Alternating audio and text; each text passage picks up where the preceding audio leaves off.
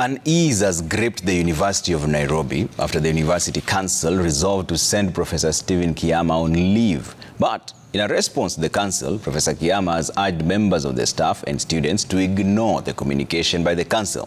The tussle at the Council comes 7 months after Professor Kiama cut short his leave, throwing the varsity into a similar leadership standoff. Ayub Abdikadir has more. Behind the walls of this prestigious university that has channeled a galaxy of professionals, a leadership crisis looms, pitting Vice-Chancellor Professor Stephen Kiama and the University Council, chaired by Professor Amukoa Nangwe. At the epicenter of it all is this communication issued by the University Council, which resolved to send Professor Kiama on leave and appointed Professor Ayub Njoroge Gitau to act as the Vice-Chancellor.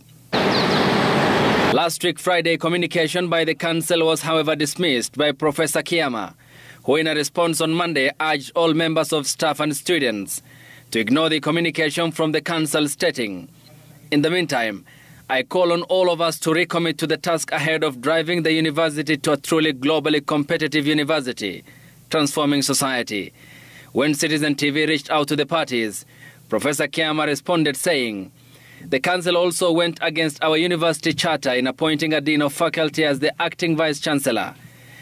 A Dean, Professor Kiama said, is usually elected by the academic staff in a faculty." The leadership standoff resurfaces 7 months after Professor Kiama cut short his leave, barely 3 weeks after the University Council approved his 6-month-long leave in 2023. The Council appointed the Deputy Vice-Chancellor Academic Affairs, Julius Ogengo, as the acting Vice-Chancellor. This is not the first time the University of Nairobi is experiencing leadership struggles.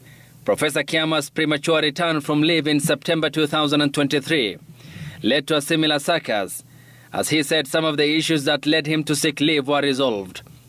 The Council, however, instructed him to continue with leave as previously scheduled, emphasizing that his early return was unprocedural and not approved by the Council. The latest leadership wrangles puts Kenya's leading university under the spotlight as two parties continue to jostle. Ayub Abdikadir, Citizen TV.